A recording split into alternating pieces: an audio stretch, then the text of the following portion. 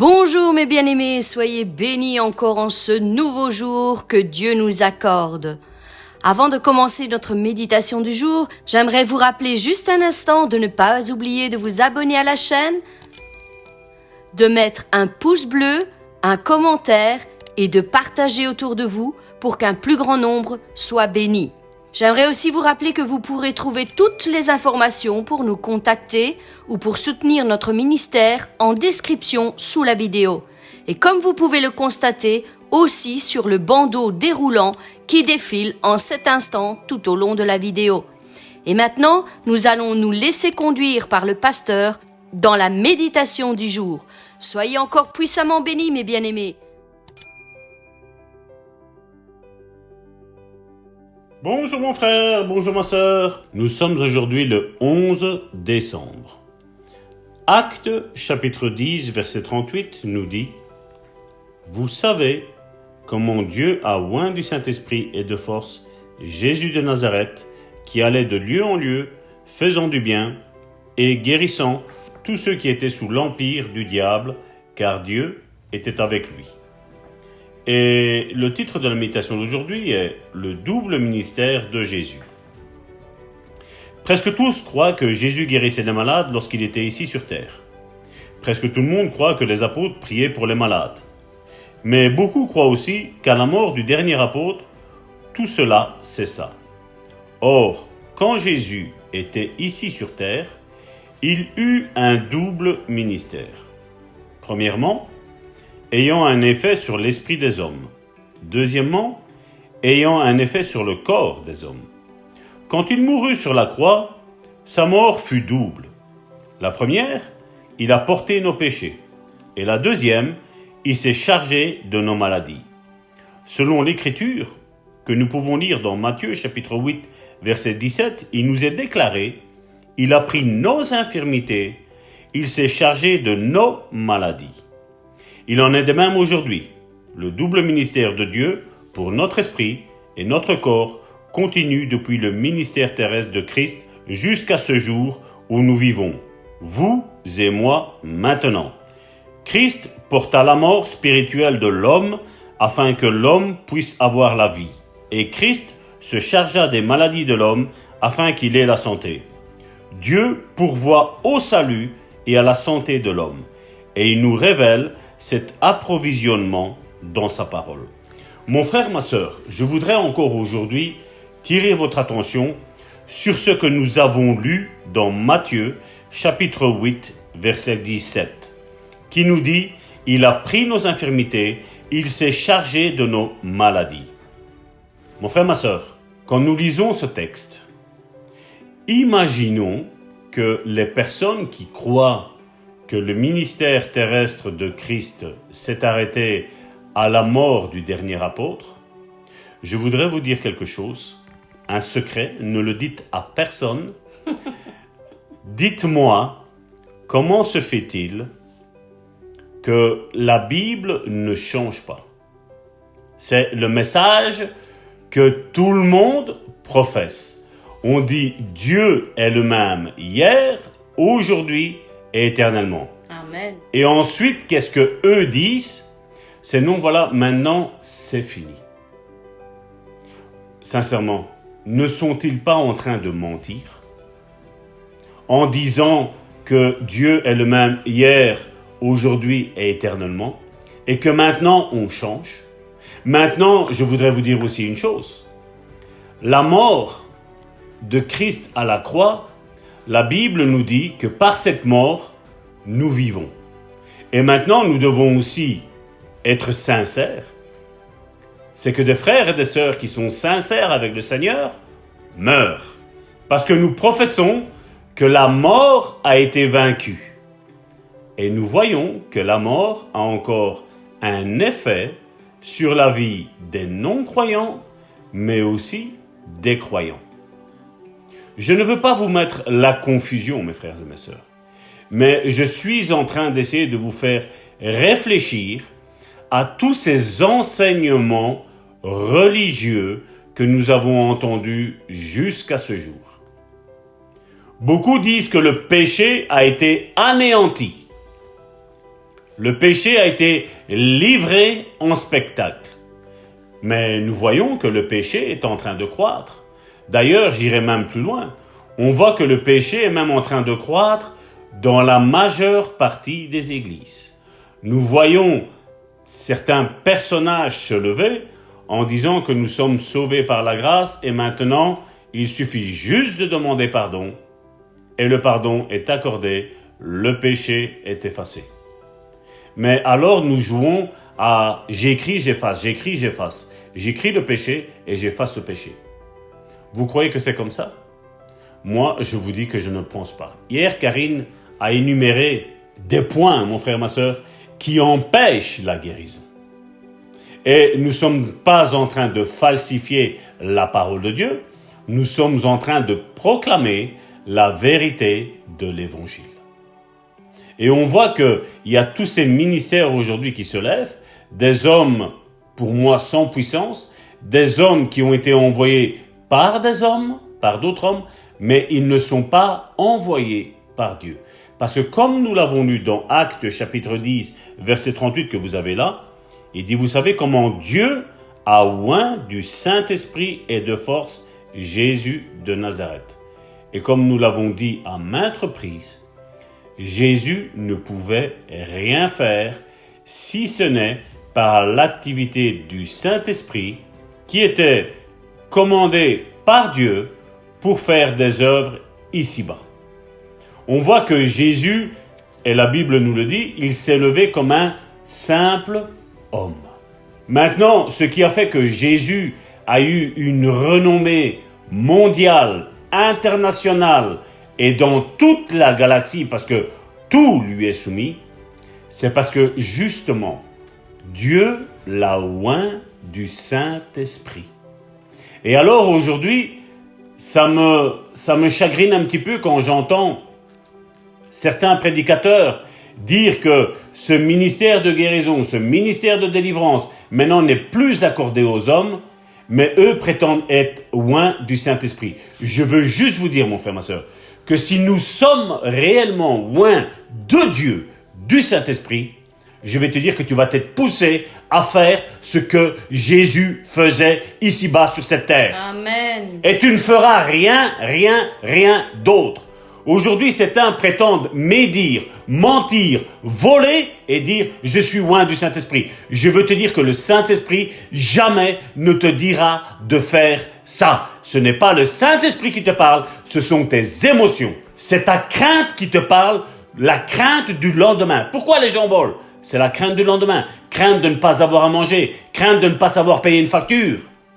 Mais Dieu nous dit que Dieu ne nous a pas donné un esprit de timidité. D'autres versions disent un esprit de peur, un esprit de crainte, mais il nous a donné un esprit de force et de puissance. Et aujourd'hui, comment se fait-il que nous avons des chrétiens qui ont peur, des chrétiens qui, même si la mort a été anéantie, même si le péché a été anéanti, eux cherchent le péché. Dites-moi pourquoi ils cherchent ça, mon frère, ma soeur. Eh bien, la réponse est dans la Bible. Ils cherchent à satisfaire leur propre convoitise. Si tu es réellement mort avec Jésus-Christ sur la croix, tu ne cherches plus les choses qui vont faire du bien à ta chair ou à tes émotions, mon frère, ma soeur.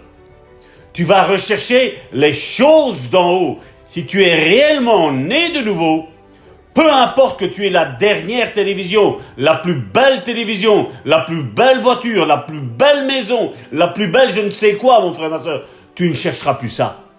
Tu chercheras le royaume de Dieu et sa justice. Amen. C'est ce que Jésus nous a dit. Cherchez premièrement le royaume de Dieu et sa justice, mon frère, ma soeur. Amen.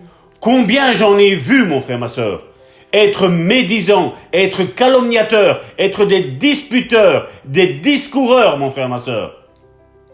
Dire Dieu m'a dit, Dieu fait ci, Dieu fait là, mon frère, ma soeur. Mais je les voyais vivre dans le péché.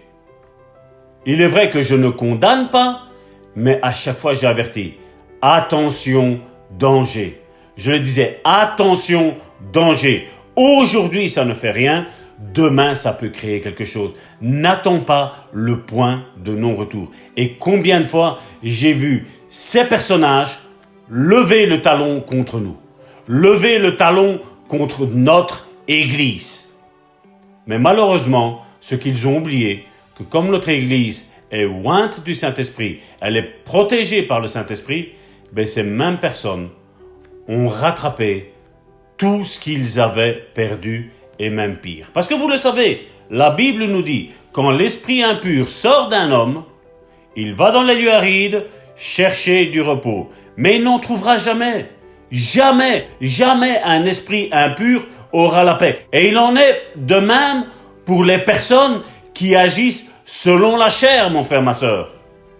Ceux qui mettent de la calomnie, des divisions, jamais ils ne trouveront la paix. Le problème, c'est toujours les autres, mais ils omettent que le problème vient d'eux, mon frère, ma sœur. Et ces gens-là, vous croyez que Dieu va les guérir, mon frère, ma sœur? Dieu ne le guérira jamais. Parce que celui qui marche par l'Esprit, dans Galates chapitre 5, à partir du verset 22, ces personnes-là sont des personnes qui sont loin du Saint-Esprit, guidées du Saint-Esprit, qui écoutent le Saint-Esprit et qui font ce que le Saint-Esprit dit. Alors oui, quand ils ont quelque chose, Dieu agit promptement. Il peut y avoir des déserts, il peut y avoir des tempêtes, mais après le temps établi de Dieu, la bénédiction descend sur ces personnes. Et c'est pour ça, mon frère, ma sœur, que cette émission, nous essayons, mon épouse et moi, de nous garder purs. Nous essayons, mon épouse et moi, de nous garder dans l'esprit, mon frère, ma sœur, parce que c'est par là que Dieu vous démontre que nous sommes loin du Saint-Esprit et que par la simple prédication, je sais que la guérison pénètre votre corps. Je sais qu'il y a des délivrances qui s'opèrent dans votre esprit. Il y a des écailles qui tombent de vos yeux, mon frère, ma sœur. Amen. Nous voyons que ces esprits religieux tombent aussi, mon frère, ma sœur. Parce que oui, l'esprit de religiosité est un esprit, mon frère, ma sœur. Un mauvais esprit, je dirais même. Et ça doit tomber. Amen. Et les pharisiens, les sadducéens allaient auprès de Jean-Baptiste et Jean-Baptiste leur a dit « Qui vous a appris à fuir la colère à venir de Dieu ?» Il dit « La hache, elle est mise à la cognée. » Elle fait « Vous n'allez pas en échapper. » Et c'est pour ça que nous devons combattre, mon frère, ma sœur, la religiosité, mon frère, ma sœur.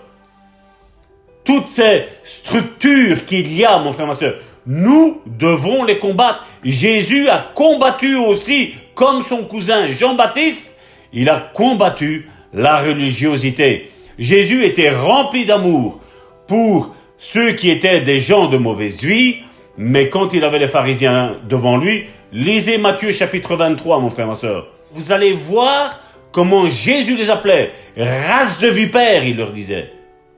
Et il y a toute une série là où Jésus parlait mal contre eux. Jésus est contre la religion, mon frère, ma sœur. Amen.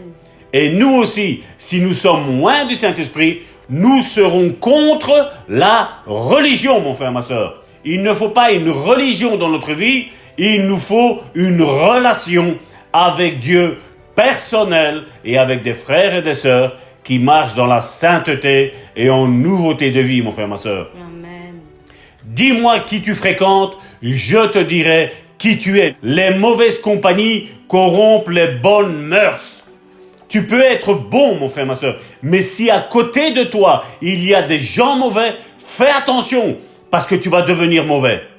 D'ailleurs, nous ne supportons pas ces personnes qui sont mauvaises. Et quand elles nous quittent, mon frère, ma sœur, vous croyez que Karine et moi, nous courons après? Non, mon frère, ma sœur. Nous remercions Dieu. Nous disons merci, Seigneur, que tu as éloigné ces personnes de devant nos vies, mon frère, ma sœur. Parce que ce sont des personnes qui vont te pourrir la vie, qui vont empêcher la bénédiction de descendre dans ta vie, mon frère, ma sœur. Ce sont des relations toxiques, mon frère, ma sœur.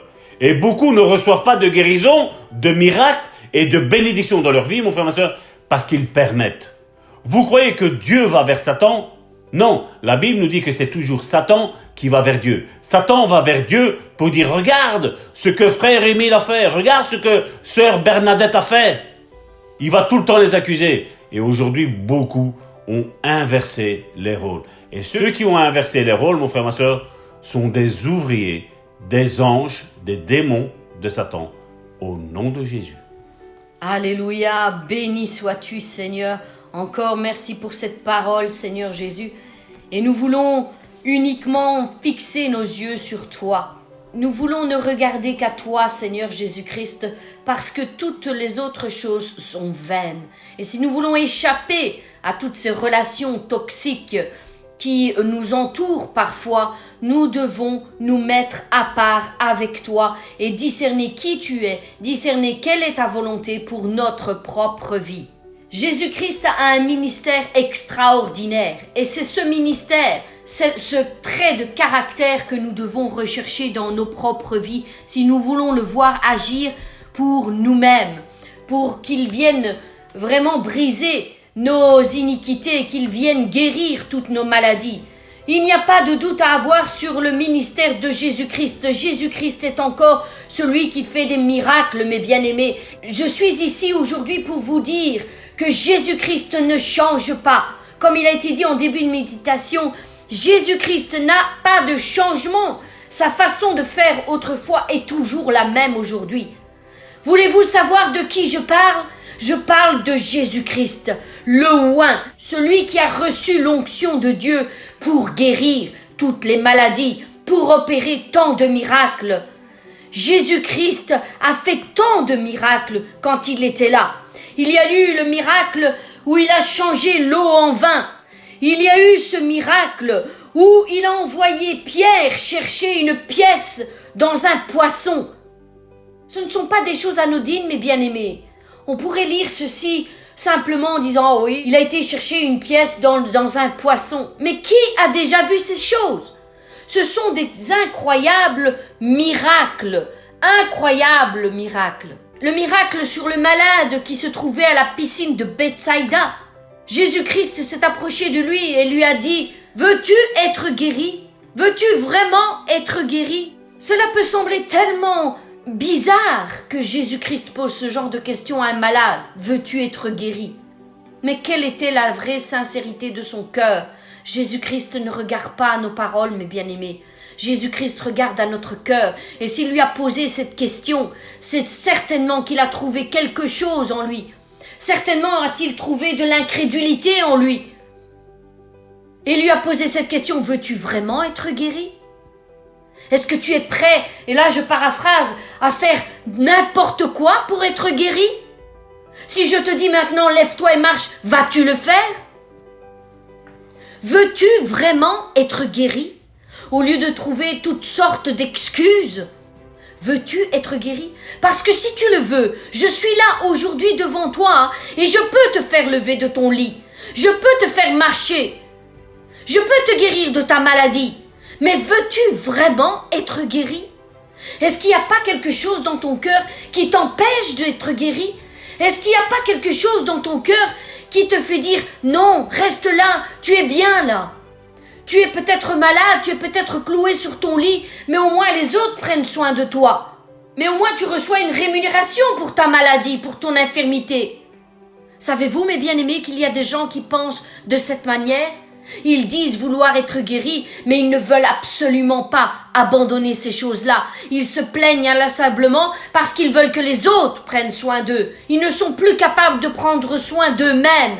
Ils ne veulent plus prendre soin d'eux-mêmes et prendre leurs responsabilités, faire de nouveau le ménage, par exemple. Parce que maintenant, il y a quelqu'un qui prend compassion d'eux et font le ménage à leur place. Il y a des gens qui se complaisent dans leur maladie. Ils s'en trouvent bien. Amen. Et peut-être qu'ils font de fausses déclarations devant vous en vous disant « Oui, je veux être guéri. Oui, je crois que Dieu veut me guérir. » Mais intérieurement, quelle est la vérité dans leur cœur?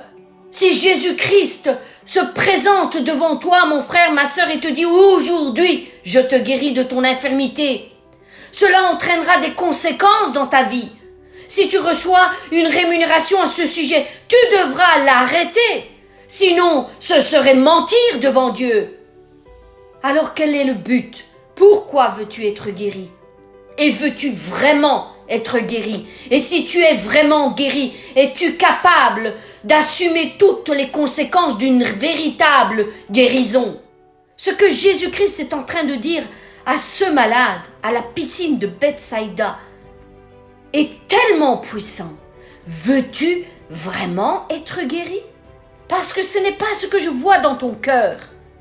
Peut-être tu peux berner les autres avec tes paroles en disant « je veux être guéri », mais moi, tu ne peux pas me berner. Tu ne peux pas me mentir. Parce que moi, je lis dans ton cœur. Et ce que je lis est en contradiction avec ce que tu dis. Mais bien-aimés, sachons parler avec vérité devant Dieu. Amen. Parce que si nous sommes véritables, si nous sommes sincères devant Dieu, il n'y a aucune limite à ce que la main de Dieu descende sur nous et nous guérisse instantanément. Parce que Dieu est celui qui lit dans les cœurs, mes bien-aimés. Jésus-Christ avait ce ministère puissant de guérison. Et quand nous nous approchons de lui avec sincérité de cœur, eh bien, il n'y a plus aucun obstacle qui se dresse entre lui et nous recevons véritablement notre guérison.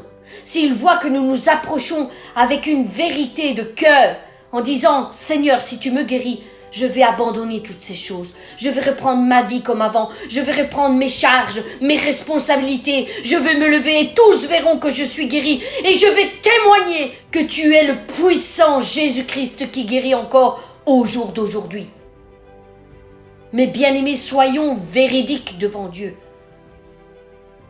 Véridiques. Je vous le dis encore une fois, nous voyons beaucoup de choses dans le ministère que nous accomplissons. Beaucoup de paroles sortent de la bouche de frères et sœurs. Je veux être guéri. Mais quant à la mise en pratique, quand ils sont mis face à leurs responsabilités, il n'y a plus personne. Nous vous avons demandé il y a quelque temps d'envoyer vos témoignages, de témoigner des grandes et incroyables choses que Dieu a fait dans vos vies.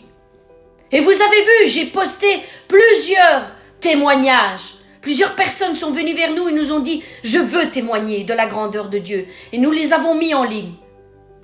Mais les autres, où sont-ils? Je pourrais reprendre la déclaration de Jésus-Christ quand il a guéri les 10 lépreux. Et quand un seul est revenu vers lui en lui disant « Seigneur, je te remercie parce que tu m'as guéri ». Qu'a dit Jésus-Christ à ce lépreux? Où sont les autres? Où sont les 9 autres qui ont été eux aussi guéris? Et c'est cette question que je vous pose à vous aussi, mes bien-aimés, à vous qui nous suivez, à vous qui avez laissé des commentaires comme quoi Dieu avait agi dans vos vies. Où êtes-vous? Où sont vos témoignages? N'ayez pas peur de parler, témoignez des grandeurs que Jésus-Christ a fait dans vos vies. Parce que ça aussi, être guéri et ne pas témoigner de sa guérison ne plaît pas à Dieu. Jésus-Christ l'a dit à ce lépreux. Mais où sont les 9 autres qui ont été guéris? Où sont-ils? Si vous lisez dans Luc 17, à partir du verset 18, il nous est dit, Jésus-Christ dit ceci. Ne s'est-il trouvé que cet étranger pour revenir et donner gloire à Dieu? C'est un étranger qui est revenu. Ceux qui se prétendaient chrétiens ne l'ont pas fait. Mais cet étranger est revenu et a témoigné. Et ici, dans ce verset, il est dit que témoigner revient à donner gloire à Dieu. Donner gloire à Dieu. Alors mon frère, ma sœur, je te le redis encore aujourd'hui. Si tu n'as pas encore témoigné, si tu n'as pas encore donné gloire à Dieu, fais-le. Lève-toi, fais-le. Parce qu'il est important de donner gloire à Dieu pour tout ce qu'il fait et accomplit dans nos vies. Ne soyons pas des enfants insensés et irrespectueux. Donnons gloire à Dieu. Amen. Pour tout ce qu'il fait et accomplit dans nos vies. Mes bien-aimés, je vous laisse méditer encore sur ces choses tout au long de cette journée et je sais que Dieu parlera à vos cœurs, le Saint-Esprit vous rejoindra et vous guidera sur ce que vous devez faire. Quant à nous, nous nous retrouvons demain pour une nouvelle méditation. Soyez puissamment bénis, mes bien-aimés.